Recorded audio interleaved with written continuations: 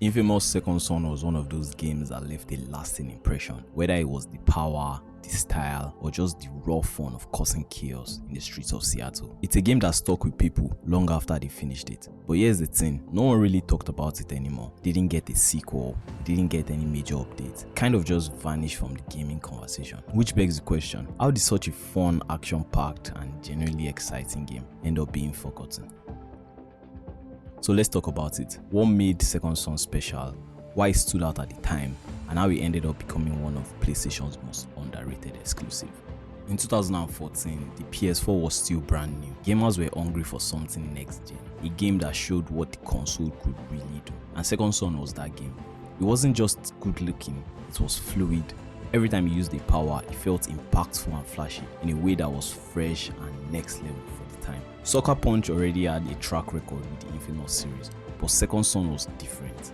He introduced a new character, Delsin Rowe, a street artist with attitude, who didn't ask for powers, but embraced them when they came. His ability to absorb the abilities of other conduits was the perfect excuse for the game to give you multiple power sets without breaking the story. And that variety, that's what made it addictive. The powers in Second Son were more than just combat tools. They were traversal mechanics, puzzle solvers, and your main way to interact with the world. Smoke lets you phase through grates and blast through vents, making you feel like a stealthy assassin with explosive punches. Neon was all about speed and precision, giving you the ability to run up walls, snipe enemies from a distance with glowing beams. Video turned you into a digital blur. You could summon pixelated swords or take to the skies with your angelic wings. And finally, Concrete. Concrete gave you raw strength and durability, a fitting power to end with. Even if it didn't feel as free as the others, it was still something everybody had fun in this huge tank ramming through enemies. Each power had its own upgrade tree, and unlocking new abilities never felt like easy, although you had to go out and find blast shards to evolve skill sets. That feeling of progression, of growing stronger and more mobile, made the game hard to put down. Another underrated aspect of Second Son was how smoothly combat and movement worked together. You weren't stuck on the ground trading punches with enemy.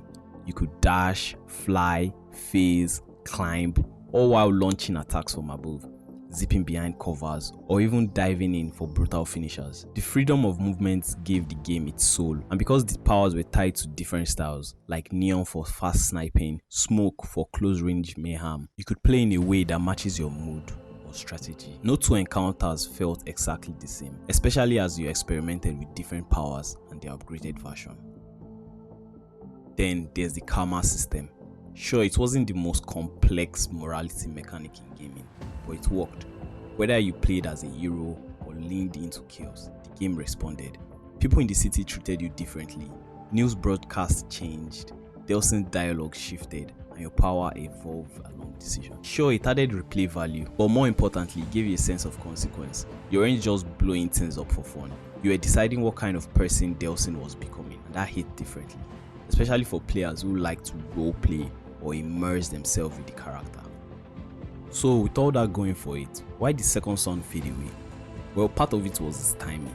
It was released early in the PS4's life cycle, and while it did well critically and commercially, Sony and Sucker Punch didn't continue the series. Sure, there was First Light, a standalone DLC focusing on fetch, and that was solid, but that was it. Sucker Punch shifted focus and eventually gave us Ghost of Tsushima, which was fantastic, but that meant the Infamous series got left behind. And then the superhero genre started booming. Spider-Man PS4 dropped and raised the standard of superhero games. Suddenly, Second Son, which had already come and gone, felt like an early draft of what could be possible. It didn't help that there was no multiplayer, no co-op, and no way to keep the game alive beyond the story mode. Once you beat the game, that was it. You are basically done.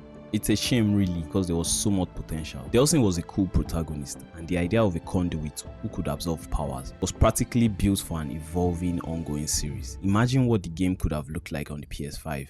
New cities, new conduits, online features, community challenges, maybe even a co-op system where you and a friend could mix and match powers. The ideas write themselves. Second Son really laid the groundwork for something massive, but it never got the chance to grow. And because of that, it slowly slipped through the cracks of gaming history. Honestly, Infamous Second Son deserved better. Not because it was a perfect game, but because it was memorable. It's been over 7 years since I last played it, but I remember almost every major event from the game. how beautiful the cityscape was, how I found it cool that you could climb and leap off buildings. It was really something special. It had style, it had energy. It was kind of game that made you excited to just move around the world. And in an open world game, that's one of the highest compliments you can get. It made people feel powerful and it stuck with those who actually played it. In a sea of open world game that all kind of blur together, that's really something special. Maybe one day Sony will bring back the series, but till then, Second Son will have to live on as one of the rated superhero games of its generation. So that's it, my take on Infamous Second Son, a game with so much potential that ended up dying out and got forgotten. So tell me what you think. Did you play any of the Infamous games? Let me know down in the comment section. Also, don't forget to like and subscribe, as it really helps out the channel a lot, and also turn on post notifications so you don't miss a single upload. With all that said, see you in the next one. Take care of yourself and peace.